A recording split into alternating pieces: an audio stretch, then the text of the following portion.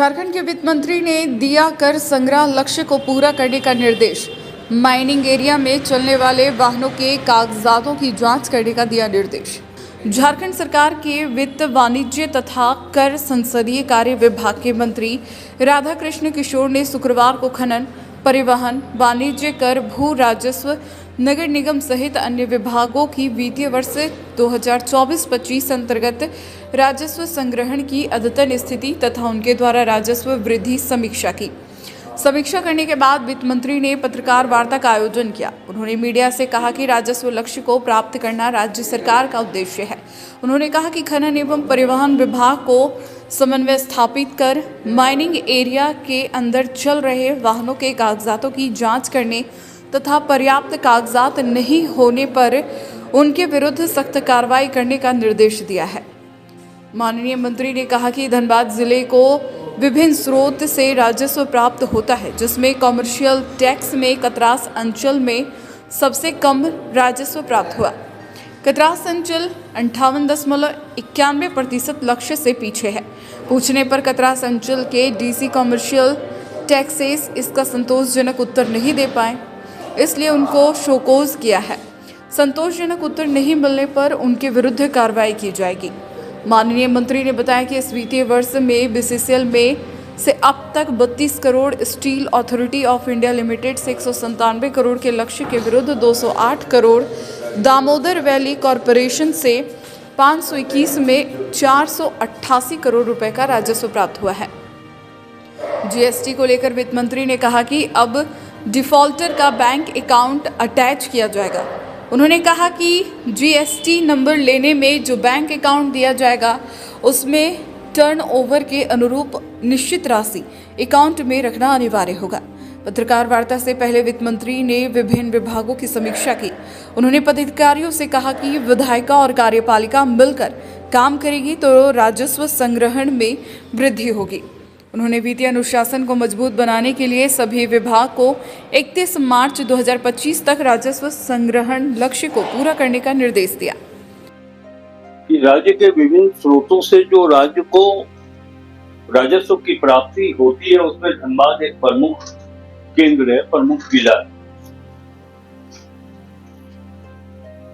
और मुख्यालय में जो समीक्षा हमने की है, उसमें हमने ये पाया था कि जो हमारे कमर्शियल डिपार्टमेंट का जो टारगेट था, उससे धनबाद के 6 सर्किल काफी पीछे चल रहे हैं।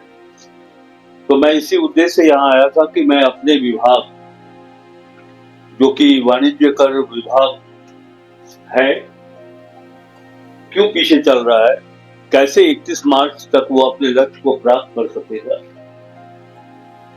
तो बैठक में एक समीक्षा के माध्यम से कुछ बातें सामने आई हैं और साथ ही साथ मैंने अन्य राजस्व से जुड़े अन्य विभागों के अधिकारियों के साथ भी चर्चा की है, जैसे ट्रांसपोर्ट, माइन, एक्साइज, ऊर्जा विभाग, जहां से राज्य को राजस्व की प्राप्ति होती है, उसे भी हमने समीक्षा की। मैं बहुत ही संक्षेप में सिर्फ कमर्शियल टैक्स डिपार्टमेंट के बारे में आपको बताना चाहूंगा कि 2024-25 का जो लक्ष्य निर्धारित था, 5 अंचल हैं धनबाद जिले। मैक्सिमम यहां से राजस्व की प्राप्ति हमें होती है। तो मैंने पाया आज की समीक्षा बैठक में कि कतरास अंचल का लक्ष्य था या है 31 मार्च तक, वो 87.62 करोड़ रुपया, और अभी तक लक्ष्य के विरुद्ध जो प्राप्ति हुई है वो 24.22 करोड़ रुपया। इस प्रकार 58.91% लक्ष्य से पीछे कतरास अंचल। धनबाद की स्थिति है कि यहाँ लक्ष्य से पीछे 16.28% माइनस पे चल रहा है। लक्ष्य था 385 करोड़ रुपया और अभी तक प्राप्ति हुई है 201 करोड़ रुपया। फिर चिरकुंडा में 3.58 माइनस पे चल रहा है। ये रेवेन्यू कलेक्शन में 862 करोड़ लक्ष्य था, 413 करोड़ रुपया की प्राप्ति अभी तक हो पाई।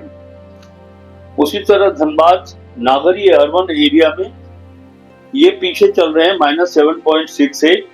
इनका टारगेट था 535 करोड़ रुपया और कलेक्शन हुआ है अभी तक 306 करोड़ रुपया।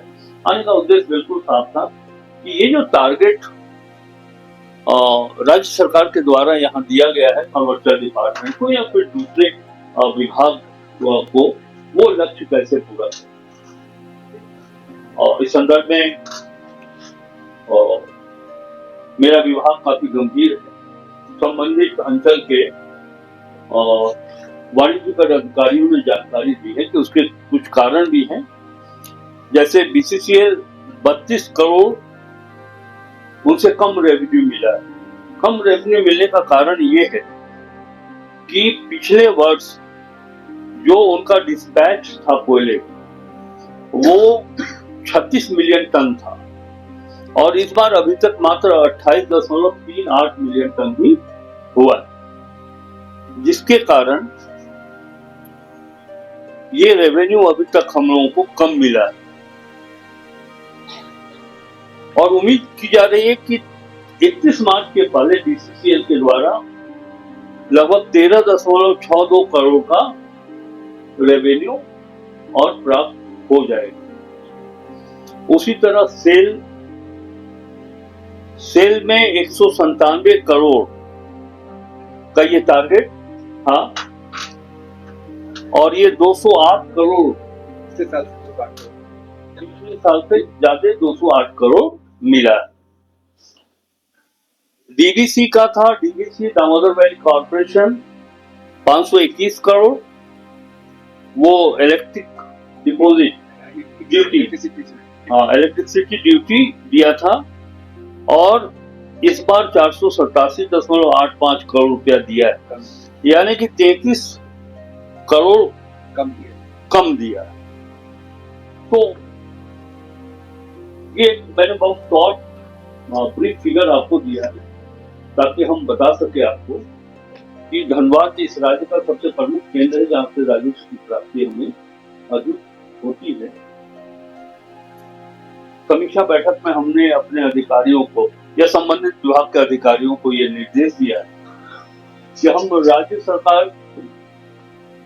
के स्तर पर अगर आपको राजस्व संग्रह में कोई कठिनाई हो रही तो हम सहयोग करना चाहते हैं, हम एक टीम भावना के साथ काम करना चाहते हैं, राज्य की विधायिका और कार्यपालिका,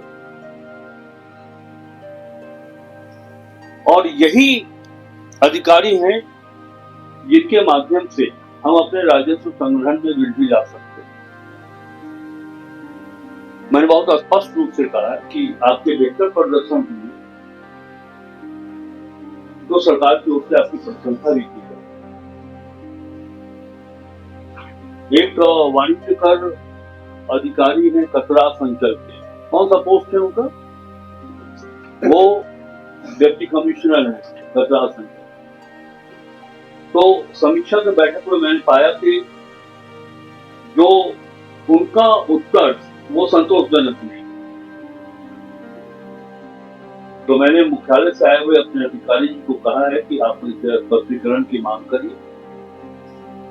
अगर इनका स्पष्टीकरण संतोषजनक नहीं होगा तो फिर आगे की कार्रवाई की जाए। उसके बाद कई प्रक्षेत्र में ये देखा गया है, एक तो जीएसटी लीकेज पर कड़ा निर्देश दिया गया कि जहां जहां भी जीएसटी का लीकेज हो आप उसको बंद करके राजस्व की उगाही को बढ़ाइए। समीक्षा के क्रम में एक बात ये आई कि जो प्रावधान है जीएसटी के अंतर्गत, जब किसी व्यक्ति को फर्म को जीएसटी की अनुज्ञप्ति दी जाती है तो उनका अकाउंट्स भी लिया जाता है, बैंक अकाउंट्स, और जब वो डिफॉल्टर होते हैं तो उनके बैंक अकाउंट को अटैच करने का भी प्रावधान है। समीक्षा में ये बात सामने आई कि किसी अंचल में 50, किसी में 97, एग्जैक्ट फिगर मेरे पास तो नहीं अभी स्मरण में है, लेकिन कई अंचल में ऐसे जीएसपी के डिफॉल्टर की कार्रवाई हो गई। बैंक अकाउंट्स उनका शून्य है और हम नंबर ये बता रहे हैं कि इतना अकाउंट उनका जो है तो फ्रीज कर दिया गया। तो उस कंपनी या फर्म के मालिक को क्या फर्क पड़ता है? उनके अकाउंट्स में तो पैसे है ही नहीं। मैं मुख्यालय पर मैं जाकर के देखूंगा और अपने अधिकारियों से बात करूंगा कि इसको और कैसे मजबूत बनाया जाए।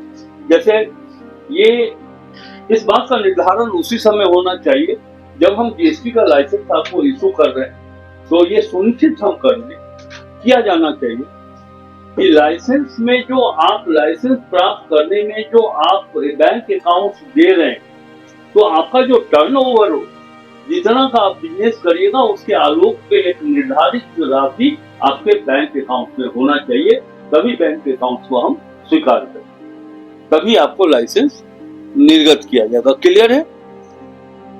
अगर आप गोल्ड माइनिंग के लिए आप हमसे जमीन लीजिए तो उसका कंपनसेशन दीजिएगा ना।